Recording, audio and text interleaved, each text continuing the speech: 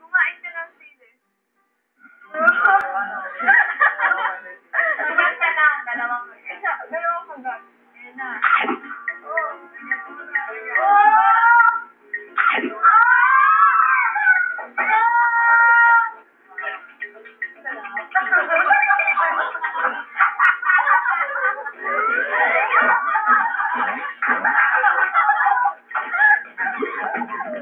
Ryan, sa susunod, huwag mong pinapainit ang ulo ni Myrtle para hindi ka na pag-iinitan.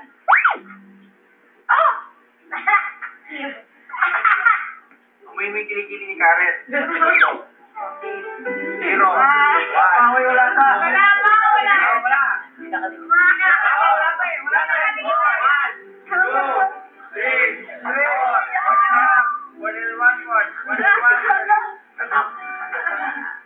Bawi. Nagdala mo ng book si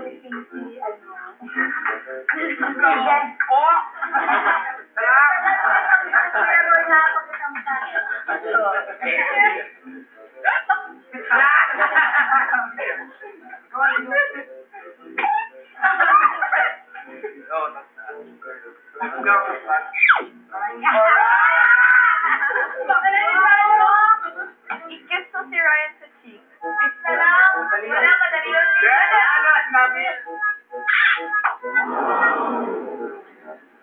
Oras na ng pagkain ng pinagtripan ni Ryan at Karen si Kit. Ray, gamot ka ba? Bakit? Kasi ginamot mo niya guro kong tutoy.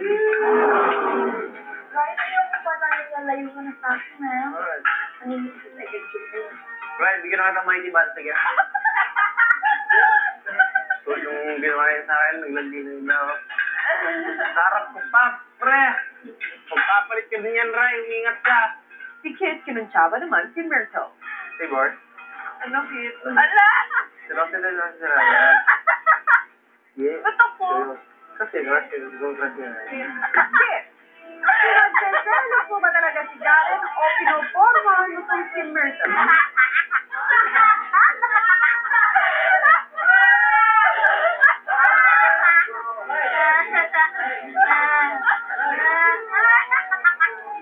Si Myrtle kinumpronta si Kit.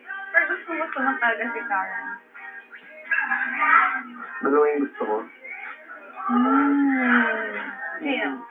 Kilala ni Jai. Jai. Si Jai lang nakakalam. Myrtle, ikaw na.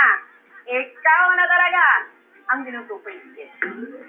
Para mas maintindihan ng kasama, isang kasang binigay ni Kuya kina Alex, Jai, George at Eden. Anong masasabi ba ninyo dyan sa mga girls na kasama niyo ngayon? Nakakaliw po sila. Silang dalawa. Lalo na pag nagsama na. Grabe. Jai, George, mula nung pumasok kayo, hindi may kakaila na makapagbigay kayo ng saya dito sa bahay ko. I love you, Kuya. I love you.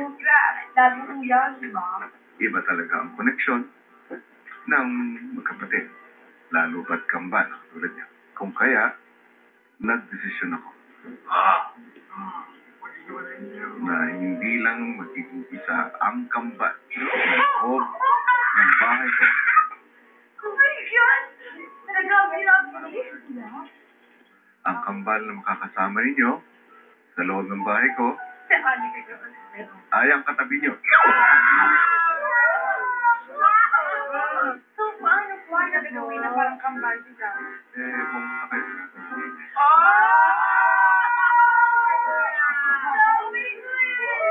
Para maintindihan sila George at Jai, pares-pares ng king housemates na magiging kambal, so dyan si Kuya. George, Jai, Yes po. bukod na kayo ang sasabi ko siyang susunod na kambal, kayo rin ang huhusga. Sino ang pinaka-magaling na kambal. At kung sino man ito, magkakaroon